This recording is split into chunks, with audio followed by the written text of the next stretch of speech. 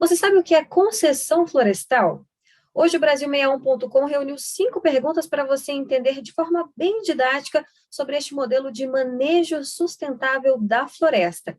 E claro, a gente chamou um craque no assunto, que é o especialista em meio ambiente, Charles Deiler. Charles, obrigada por estar aqui com a gente. Vamos à primeira pergunta? Vamos. Bom dia e eu agradeço você e a audiência pelo convite. O que é concessão florestal? Bom, então, quando a gente vai falar da concessão florestal, a gente tem primeiro entender o que é uma concessão, tá? Então, a concessão vai ser um contrato entre o poder público, certo? E um ente privado, para que esse ente privado exerça alguma tarefa, explore algum serviço que tem natureza pública. Por exemplo, transporte público existe, por exemplo, se a gente pegar aqui no DF, é uma concessão, tá? A gente pode falar de concessão rodoviária, quando a gente concede a rodovia para a iniciativa privada fazer o uso dela e ela cobra por aquilo via pedágio, por aí vai. Então, concessão é isso, é quando um serviço público ele é permitido ser explorado por um particular. Nesse caso, a gente está fazendo o quê? A gente está pegando essa concessão, essa forma de contrato entre o poder público e o poder privado para explorar um serviço e aplicando em florestas. Tá? Então, quando a gente vai pensar em floresta, a gente vai... Quais são os serviços que a gente tem ali? O que tem de potencial econômico a ser explorado ali?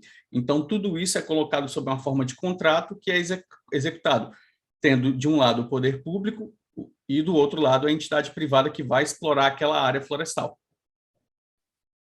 Segunda pergunta, então, que tem um pouco a ver com essa daí. Então, a concessão florestal é privatizar a floresta? Não, de forma alguma. A posse vai continuar sendo pública, sempre vai ser do Estado aquele terreno. O que acontece? A iniciativa privada vai entrar naquele local e fazer uma exploração econômica, mediante um contrato de concessão que vai regular a questão de posse, propriedade intelectual e tudo mais que for retirado dali. Porém, a área jamais vai deixar de ser uma área pública. A área vai continuar sendo do governo, tá? Se a gente vai falando de uma área federal, do governo federal, de uma área estadual, do governo estadual. Só para deixar bem claro que não é uma privatização. A área, de forma alguma, vai passar a ser uma área privada. Você já explicou bem nessa pergunta 2, mas só para deixar bem claro para quem está acompanhando a gente. Então, o setor privado ele pode aproveitar várias coisas da floresta, não só a madeira, é isso? Sim, sim, sim. Quando a gente vai pensar na exploração da floresta, o que primeira coisa que vem na nossa cabeça é o recurso madeireiro, que é o mais óbvio, até, enfim, que a gente vê em desenho animado e por aí vai. Você derruba a árvore e vai fazer a exploração da madeira. Mas o produto madeireiro, ele é um dentre vários outros que a gente vai ter dentro daquela floresta. Se fosse uma discussão muito ampla, dependendo de onde a gente estiver falando dessa exploração, você vai ter o quê? O recurso madeireiro, tá?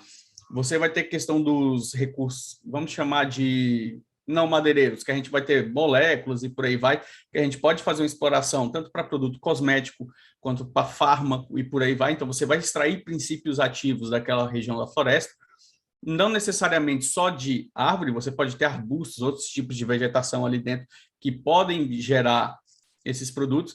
E a questão é, de toda essa economia que pode ser extraída dali, como é que vai ser regulada a exploração pela iniciativa privada? Só tendo cuidado, vamos supor, eu dou a concessão de uma floresta para iniciativa privada e eles identificam um fármaco ali dentro, tá? E a empresa toma posse disso. De alguma forma tem que ser previsto que não. Eu estou permitindo que você explore uma área pública e tudo que você encontrar dali vai ter que ter uma contrapartida pública. Então, por isso que esse contato, às vezes, pode ser um pouco complexo. Então, dependendo da situação, a gente pode pensar num contrato para exploração madeireira ou num contrato mais amplo. A questão toda é como construir um bom contrato, de forma que o interesse público seja preservado, que seria o quê? A floresta bem cuidada, a floresta prestando todos os seus serviços, protegendo solo, fauna, recursos hídricos e por aí vai. E como a iniciativa privada que vai estar colocando dinheiro lá, vai ter o retorno devido pelo seu investimento. Então, é mais uma questão de como elaborar um bom contrato para que ambas as partes tenham seus objetivos atendidos. Bom, já chegamos à quarta pergunta. Charles, a concessão florestal ela ajuda a preservar a floresta? E algo que pode ser pensado, pensando que a concessão florestal para a exploração de recurso madeireiro, o meu negócio é ter árvore, não é do meu interesse que minha árvore seja desmatada, ou seja, problema com grileiro, com garimpeiro, alguma coisa assim. Então, eu vou querer cuidar da minha área, por quê? Porque meu negócio é madeira. Então, de alguma forma, a gente pode tentar pensar, se a gente for, assim, olhando lá para frente, tá? A gente pode pensar, eu vou conceder uma área de florestal, agora imagina que eu vou conceder uma faixa aqui de floresta a ser explorada, mas eu tenho uma faixa imediatamente vizinha que não tem, foi desmatada, por exemplo, por grileiro, alguma coisa assim. Então, eu posso, de alguma forma, tentar fomentar também a recuperação da floresta, ou seja, você vai explorar essa parte aqui com o compromisso de recuperando aquela faixa ali, e no futuro você pode explorar ela também. Tá? Então, isso também é um modelo viável, que aí você vai pegar outra questão. Eu estou melhorando a floresta ali, eu vou favorecer aquela população local, além de levar emprego, renda, educação e por aí vai, eu vou estar melhorando o ambiente da região. Tá? E isso acaba que também vai gerar emprego e renda, porque a questão da recuperação vai gerar necessidade de mão de obra, insumos e por aí vai. Então, é sim, tá, viável, como é que eu vou falar?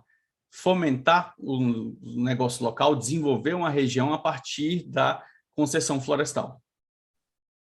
Agora a última pergunta, então, a quinta pergunta.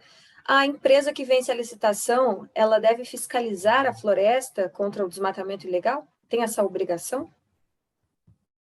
Eu não sei se ela vai fiscalizar, porque a competência, isso é um poder de polícia, isso é exercido pelo Estado, tá? E aí seja federação, a União, né? O poder, o ente estadual ou o município. Mas o que pode acontecer? Você vai ver que esses três entes federados, a União, estados e municípios, eles têm sim esse poder de polícia. O que a empresa que recebe essa concessão, que vence essa licitação, pode fazer? Ela vai monitorar a área dela e qualquer problema que ela veja de invasão de área, de desmatamento, de coisa nesse sentido, ela imediatamente comunica ao poder público para agir lá dentro, tá? De acordo com aquilo. Qual é a vantagem disso? Aí vai entrar num